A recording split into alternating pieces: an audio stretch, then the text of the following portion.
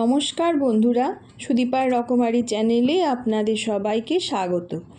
আজ আমি আপনাদের চিড়ের পোহা করে দেখাবো। আপনারা সকলেই এই রেসিপিটি করে থাকেন। আমি কেমন করে করেছি চলুন করে দেখাই। এর জন্যে আমি নিয়েছি 500 গ্রাম চিড়ে, ভালো করে ধুয়ে নিয়েছি, ধুয়ে জল ঝরিয়ে নিয়েছি। আর নিয়েছি বাদাম, চিনে বাদাম অল্প, হাফ নারকেল কোড়া, ছোট নারকেলের, আর আলু একটা বড় সাইজের ডুমো ডুমো করে কেটে নিয়েছি, টমেটো নিয়েছি একটা, লেবু নিয়েছি, আর কাজু বাদাম আর কিশমিশ অল্প করে নিয়েছি। এবারে আমি প্রথমে চিড়েটাকে একটু নুন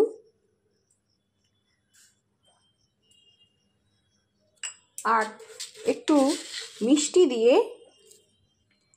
ভালো করে নেড়ে নেব, তাহলে চিড়েটা ঝুরঝুরে থাকবে। মিষ্টি আর নুন দিয়ে নেড়ে কিছুক্ষণ রেখে দিতে হবে। চিড়েটা এইভাবে আমি নেড়ে নিচ্ছি, উপর নিচ করে নাড়তে হবে, দিয়ে কিছুক্ষণ রেখে দিতে হবে, তাহলে চিড়ে একদম ঝুরঝুরে থাকবে। গ্যাস জ্বালিয়ে আমি চলে এলাম, কড়াই বসিয়ে দিয়েছি। এবারে দিয়ে দেব সর্ষের তেল।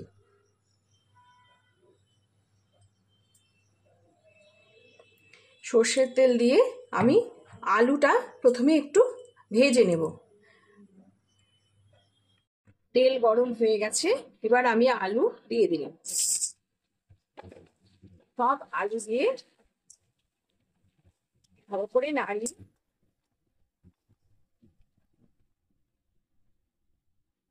নুন আর হলুদ দিয়ে আমি এবার ঢেকে রাখবো, গ্যাসের আঁচটা কমিয়ে।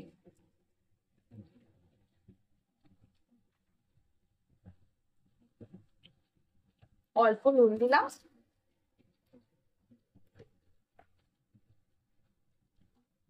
আর সামান্য হলুদ দিয়ে আমি আলুটাকে ভালো করে নেড়ে গ্যাসের আঁচটা কমিয়ে এবার আমি ঢেকে রাখবো।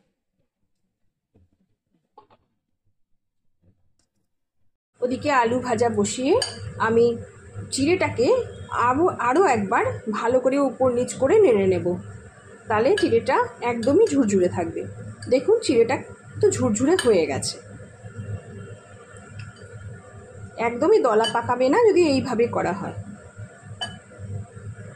আমি টমেটোটাকে বীজ ছাড়িয়ে ডুমো ডুমো করে কেটে নিয়েছি। বীজটা দিলে এই পোহার মধ্যে পোহাটা নরম হয়ে যাবে, সেই জন্য আমি বীজটা ছাড়িয়ে নিয়েছি, দিয়ে টুকরো করে কেটে নিয়েছি। লেবুটাকেও দুভাগ করে কেটে নিলাম। গোটা লেবুটা লাগবে না, পুরোটা দিলে বেশি টক হয়ে যাবে। আপনারা পরিমাণ মতো লেবুর রস দেবেন। আমার আলু ভাজাটা হয়ে গেছে, এবার আমি একটি পাত্রে তুলে নেব। এবার ওই তেলের মধ্যে আর একটু তেল দিয়ে নিলাম। আমি এবার চিনে বাদাম আর কাজু বাদামগুলো ভেজে নেব। আমি চিনে বাদাম আর কাজু বাদাম তেলের মধ্যে দিয়ে দিয়েছি, এগুলো আমি এবার হালকা হাতে ভেজে নেব লাল করে। আমার বাদামগুলি ভাজা হয়ে গেছে, এবার একটি পাত্রে তুলে নেব। এবার আমি ওই তেলে একটা শুকনো লঙ্কা, একটু সর্ষে,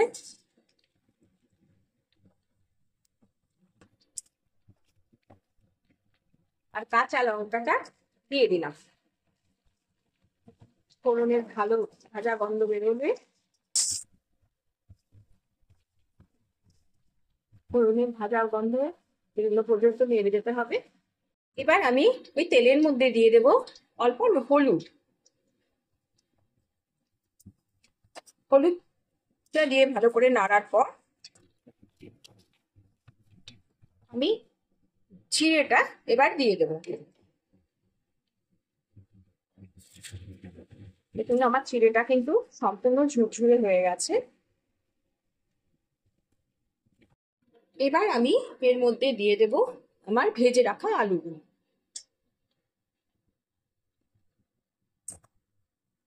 আলুগুলি দিয়ে ভালো করে নেড়ে নেব।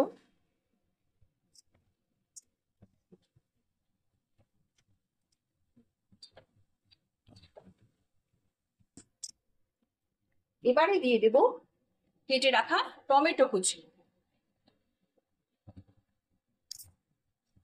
টমেটো কুচিটা দিয়ে হালকা হাতে নেড়ে নিতে হবে, খুব বেশি এটা নাড়া যাবে না, তাহলে কিন্তু নরম হয়ে যাবে।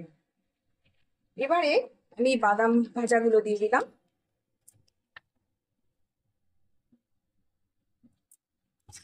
বাদাম ভাজা দেওয়া হয়ে গেছে। এবার আমি দিয়ে দেব নারকেল কোড়া।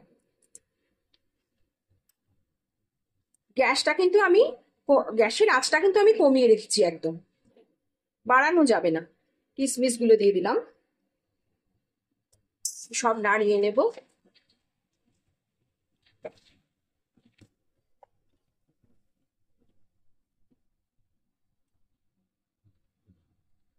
এবার গ্যাস আমি বন্ধ করে দিলাম। আমার চিড়ের পোহা একদম রেডি। বন্ধ করার পর আমি দিয়ে দিচ্ছি লেবুর রসটা।